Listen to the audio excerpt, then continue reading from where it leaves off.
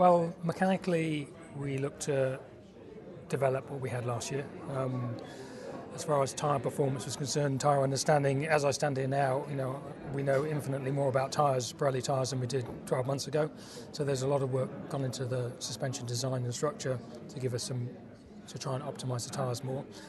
That was a small part of it. The big change for us, the aerodynamic principles on the car have fundamentally changed, and we've moved away from what I would call old school Force India aerodynamics to more current thinking.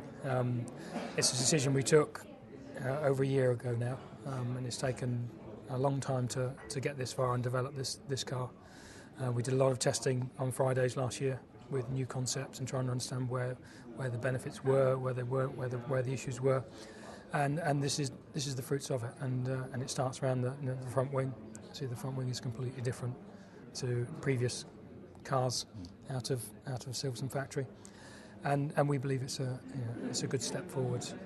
The wind tunnel numbers are very encouraging, and we just hope to translate that.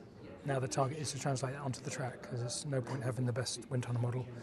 You can have the best car. So that's our target now, to do all our more understanding during winter testing, feed that back to the wind tunnel, and try and carry on developing as we did last year. We had a succession of good developments last year, starting from around the middle of the season.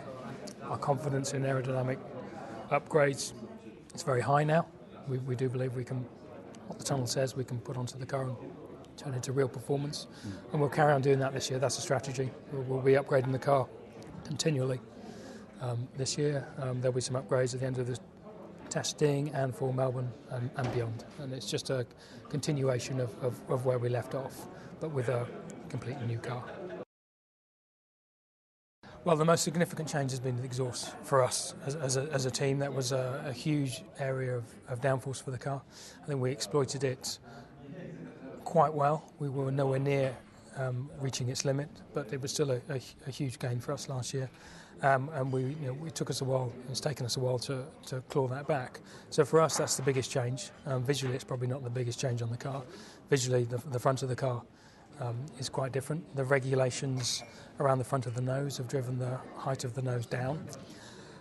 Our aerodynamic philosophy has always been to create space under the nose, so the two are in conflict. So we're trying to lift the nose up, the regulations are trying to push the nose down, and we end up with this little slither of nose that sits in the middle that aesthetically is not the nicest looking nose in the world, but we're driven by aerodynamics, and it's aerodynamics that make this car perform, and we'll do everything that we can to improve the downforce on the car, and we're not too worried about what the nose looks like.